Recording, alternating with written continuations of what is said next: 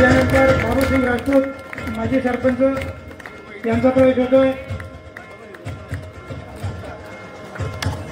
त्यानंतर सुमेर भाऊ राजपूत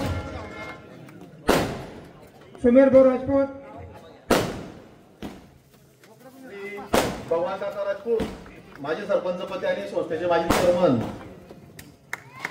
विजय शेठ जैन दूध संस्थेचे माजी चेअरमन,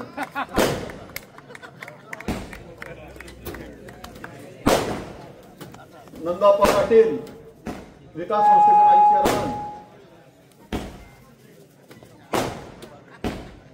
सुमेरभाऊ राजपूत, मच्छिंद्रभाऊ राजपूत, प्रभाकर पाटील, सर्व मान्यवर। आता सगळ्यांची नावं घेतली तर जवळपास 50 जण होत आहेत। सगळे मान्यवर आहेत, सगळ्यांचं नाव घ्यावं लागेल। आपण सगळ्यांना ओळखतात, सगळ्यांचं सत्कार्य झालेलं आहे, स्वागत झालेलं आहे। त्यामुळे सर्व मान्यवर, माझ्या समोर बसलेले सर्व ग्रामस्थ बंधूंनो, भगिनींनो, आणखी भगिनीचं बोलणं ऐकताय, तुमचं लक्ष नसतं तुम्ही भगिनी कसे काय म्हणतात तुम्हाला, आणि पत्रकार मित्र, तर खुराक लागतेच काही नक्की रोज। आज पाडव्याचा दिवस आहे। आपल्या धर्मामध्ये सगळ्यात महत्वाचा सण असतो दिवाळी, आणि तो सण सुरू असताना आधीच गोडवा आहे, आणि त्यात पुन्हा आजच्या निर्णयामुळे ही दिवाळी अधिक गोड झालेली आहे। दिनू पाटील आहेत, त्यांचे सगळे सहकारी आहेत, सगळ्यांनी भारतीय जनता पक्षामध्ये प्रवेश केला। दिनूने सांगितलं खरं आहे की पूर्वी त्यावेळेला भाजपची शाखा काढली त्यावेळेला पहिल्यांदा आपल्या सोबत होते, शाखेचे अध्यक्ष होते, शेखरी त्यावेळेला सोबत होता, अण्णाही होता, आमचा पांडू तो पण सोबत होता, आमचा एक गडी जरा पॅरलिसिस झालं ना नानाला, त्याची तब्येत खराब होती, आणि असे कार्यकर्ते। पांडू काही कार्यकर्ता होता का तुम्ही सांगा बरं, किती तळमळीचा होता। फोन म्हणजे फोन, काही झालं गावात की भाऊ चला, भाऊ या, भाऊ हे झालं, भाऊ ते झालं, असे तळमळीचे सगळे कार्यकर्ते, लहान मोठे अनेक कार्यकर्ते या ठिकाणी भारतीय जनता पक्षामध्ये होते, आणि तेव्हा सुरुवात झालेली होती। मला आठवतं सुरुवातीला वाडेगावमध्ये सुद्धा शरद पाटील पहिले शाखाध्यक्ष होते, सुरुवातीला अनेक वर्ष ते काम केलं पक्षामध्ये, सोबत होते। तुकाराम दिक्का म्हणत होते, फार माझ्याविषयी जुने केस पांढरे झाले त्याचे सगळे।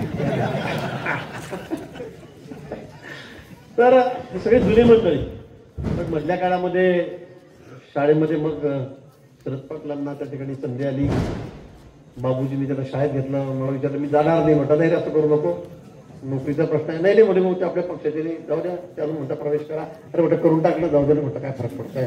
पण शरदनी प्रवेश केला आणि नंतर फारच बदलून गेला,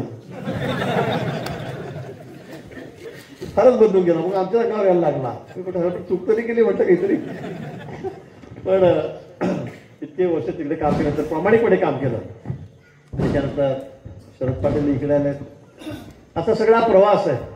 मी पण कॉलेज सोडल्यापासून मी सुरुवातीला संघाचा स्वयंसेवक होतो, खाकी हाफ पॅन्ट घालून संघाच्या शाखेत जायचो, RSSचा मी सदस्याच्या ठिकाणी होतो, स्वयंसेवक होतो, नंतर विद्यार्थी परिषदेमध्ये कॉलेजमध्ये गेल्यावर तिकडे जॉईन झालो, नंतर मग युवा मोर्चाला 12वी पासून मी भारतीय जनता पक्ष युवा मोर्चा विंग होती त्यात मी सामील झालो, नंतर गावाचा अध्यक्ष झालो, नंतर तालुक्याचा झालो, नंतर जिल्ह्याचा झालो, नंतर राज्याचा झालो, म्हणजे असा सगळा प्रवास माझाही 40 वर्षाचा, एकाच पक्षामध्ये राहिलो, एकाच ठिकाणी प्रामाणिक राहिलो। पण खरं तुमचे किती आभार मानावे, माझ्यासारख्या एका सामान्य कार्यकर्त्याला, एका शिक्षकाच्या मुलाला काय होतं, माझ्या वडील घर ओळखत असतील, अण्णा कुठे, माझे वडील इतके कडक शिस्तीचे होते का काही जिल्ह्यामध्ये तसं कोणी नसेल, त्याचा मास्तरच नसेल इतके कडक शिस्तीचा, म्हणजे इतका माल खाऊन मी कोडगा झालेलो आहे की तुम्हाला ते सांगू शकत नाही, इतके फटके खायचो मी। आमचे वडील स्वातंत्र्यपूर्व काळातले BSc MSc ॲग्री होते, पुण्याला शिकलेले, आणि त्यांना असं वाटायचं, दादांना माहित असेल ना, आपण माहित असेल ना, हो, आणि त्यांना वाटायचं की आपला पोरगा नाही की त्याला BEd DEd झालं तर शाळेमध्ये लागून जाईल, शाळेत याला नोकरी मिळाली पाहिजे, शाळेत काही गुण लागला पाहिजे. क्लर्क वगैरे नाही झाला मास्तर होणार, फार हुशार दिसत नाही, पण आज क्लर्क तरी झाला पाहिजे आणि याचा एकदा पोटा पडायला लागेल अशी त्यांची इच्छा होती. पण आपला ट्रॅकच चुकून गेला सगळा, मार्गच चुकला आपला सगळा. आणि मग मी सुरुवातीपासून मग आखाडा काढला, तिकडे कुस्त्या खेळ, सुमीरला माहिती आहे, मग तिकडे कुस्त्या खेळायच्या. यात्रेमध्ये पाडीबाची यात्रा, इकडची यात्रा, तिकडे कुस्त्या भरली की शेंगदाण्याच्या पुढीवर कुस्त्या काय, शिवशोड्याच्या पुढ्यावर कुस्त्या काय, 20 पैशाला शेंगदाण्याची, 10 पैशाची पुढी यायची, त्याच्यावर लंगोट मारला, कुस्त्या मारल्या, खात घरी जायचं आम्ही. असा सगळा आमचा प्रवास होता. मग 12 गाड्यावर दही अंडी, दुर्गा उत्सव, गणपती गावात असं करत करत मी सरपंच झालो. पहिल्यांदा मी सरपंच झालो. 24-23 वर्ष असताना मी सरपंच झालो. एक संधी मिळाली. त्याच्या आधी जिल्हा परिषदेची जागा रिझर्व झाली होती. त्यावेळेला जिल्हा परिषदेमध्ये आपलं काहीच नव्हतं. सगळे कार्यकर्ते नाही म्हणजे उभं करा. आणि म्हटलं नाही तुला काही अवघड माहिती राजकारणात, नाही उभीच करा. हां, तिला उभं केलं. ती त्यावेळेला निवडून आली माझ्या आधी 91 मध्ये. 92 मध्ये मी सरपंच झालो. 95 आलं. काम करत करत सगळे सवंगडी जमा करत, सगळे पहिलवान लोक जमा करत करत मग त्या ठिकाणी आमदारकीचं तिकीट मिळालं. प्रमोद महाजन साहेबांनी सांगितलं की तुला उभं राहायचं. यार म्हटलं बाबूजी हत्तीवर साखर वाटतात, मी कुठे उभं त्यांच्या पुढे म्हटलं जमणार नाही, शहाणपणा करायचा नाही. म्हटलं 1000-2000 रुपये पण नाही, माझ्या वडील मला 10 रुपये देत नाही, कसं काय उभं राहू, वर्गणी जमा कर, भीक माग. भीक माग म्हटलं कोण भीक दिलं, बाबूजीच्या समोर कोण पैसे देईल. पण उभा राहिलो. 4-4.5 लाख रुपये जमा झाले.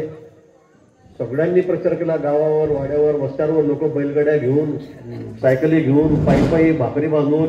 मी जिकडे जात होतो तिकडे ट्रॅक्टरवर फिरलो मी त्याला पहिल्या ट्रिपला. आणि तसंच आलं निवडून. बाबूजीचे सगळे कार्यकर्ते त्यावेळेला आता सगळे कार्यकर्ते, सगळा तालुका बाबूजीचाच होता, कारण ते आमदार झाले होते आधी. आणि मग आले सगळे रिपोर्ट घेऊन संध्याकाळी निवडणूक झाल्यावर. बाबूजी आपलं गाव 80%, 90%, 70%, कुठे सगळे 100%. चला आपण एवढं फिरलोय, एवढे कार्यकर्ते आपल्या बरोबर आहे, खर्च खाऊन सगळे काम करतायत, यांच्यापेक्षा एवढे मतं पडत आहे. बाबूजीने सगळा आकडा काढला आणि लगेच म्हणे 1:10चा भाव. शर्यत लावली, कोणी बी आणा 1:10चा भाव, 1 लाख आणा, 10 लाख घेऊन जा निकाल लागल्यावर 4 दिवसांना. मोठी लाईन लागली बाबूजीकडे. आमच्याकडे पण 1 लाख रुपये उरले होते. त्या सगळ्या खर्चातून 4-4.5 लाखातून 3-3.5 लाखच खर्च झाला होता. आणि आम्ही मग शर्यत लावून टाकली. मी म्हटलं जाऊ द्या, एखादी जुनी जीप घेऊन टाकू, 1-1.25 लाखाची आपल्या पक्षाला कामात येईल. काय करत नाही हो, पण जिंकणारच आहे. म्हटलं जिंकले तर ठीक आहे, पण ते 1:10 आगाव एडे का म्हणतात एवढं भाव देता येतं. त्याचे सगळे लोक म्हणतात नाही हो, ते काय ते सगळे माल घेऊन गेले तरी सांगच पडून दिले 80%, 70%. आणि निकाल लागला. आपण त्यावेळेला पहिल्यांदा 12-13 हजार मतांनी निवडून आलो. आणि मग 1 लाखाचे 10 लाख आले. हे ज्या सिमेंटच्या गोण्या घेऊन आले 2-3, त्यावेळेला काही 500-1000 नोटा नव्हत्या, 100 नोटा, 4-5 गोण्या घेऊन आले डोक्याला आपले कार्यकर्ते आणि टाकले सगळे.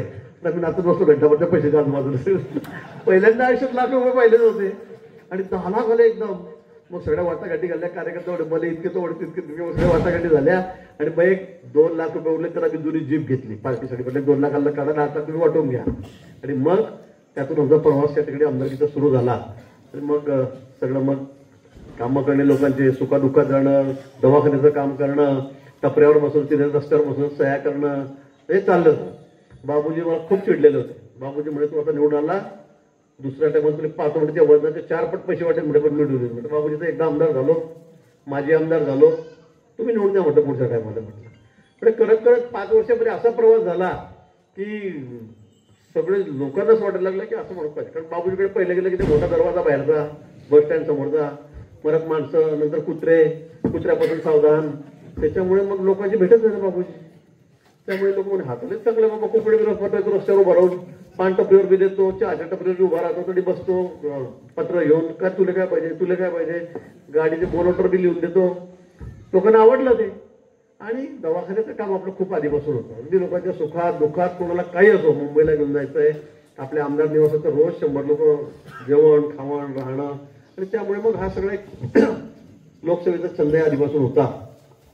आणि मग दुसऱ्यांदा पुन्हा निवडणूक झाली, बाबूजी पुन्हा उभे राहिले. बाबूजीला परत आपण 18,000 मतांनी पाडलं. तू कशी काय जाते आता ते आपल्याकडे, आपल्या समुद्राच्या खालून ट्रेन चाललेली आहे, वरतून मेट्रो चाललेली आहे, विमानतळ प्रत्येक जिल्ह्यामध्ये उभे राहत आहेत. चाललंय ना सगळे, किती विकास चाललाय, इंडस्ट्री किती येते, कारखाने किती वाढली आहे, आपला एक्सपोर्ट किती वाढला. सर्वप्रथम सर्वांना दिवाळी, पाडवा आणि भाऊबीजेच्या हार्दिक शुभेच्छा.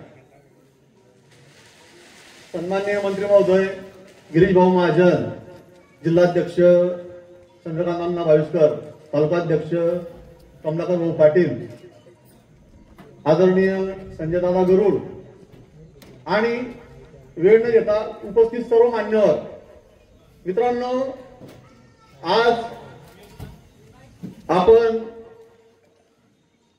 राष्ट्रवादी पक्षाच्या स्थापनेपासून पक्षाची इमानीद्वारे सेवा केली, परंतु आज आपण सर्वांच्या साक्षीने भारतीय जनता पक्षामध्ये प्रवेश करीत आहोत. तर हा प्रवेश काही कोणताही स्वार्थ, माझा स्वतः वैयक्तिक किंवा असं नाही, तर आपल्या गावाचा सर्वांगीण विकास व्हावा आणि भाऊंच्या नेतृत्वाखाली आपण हे सर्व करावं, भाऊंच्या नेतृत्वाला बळ द्यावं म्हणून आपण हा निर्णय घेतलेला आहे. परंतु हे सर्व होत असताना माझी एक अशी घटना घडली मागच्या महिन्यामध्ये की भाजपात प्रवेश आपण करावा असं मला एक जाणीव झाली. कारण एक कारण सांगतो, म्हणजे भैयासाहेबांचे शालक आमचा, त्याचा फोन आला एक दिवशी सहज. आपण नातेवाईकाला खाली कुशाला विचारतो किंवा मी फोन आपलं पेपरमध्ये असं वाचलं की तुमच्या गावाहून रेल्वे जाते म्हणे. म्हटलं हो, फक्त रेल्वेच जात नाही आमच्या गावाहून, इकडे रेल्वे जाणार आहे, वरून विमानं जातात, शेतामध्ये शेततळ्यात पाईपलाईनवर पाणी येणार आहे, नंतर आमचा गावाचा स्टेट हायवे तो नॅशनल हायवे होणार आहे आणि इथून हाकेच्या अंतरावर मेडिकल होणार आहे. मी हे सर्व पटापट बोलून दिलं. परंतु मग ज्यांनी घडवलं तर त्याचं श्रेय त्यांना दिलं पाहिजे आणि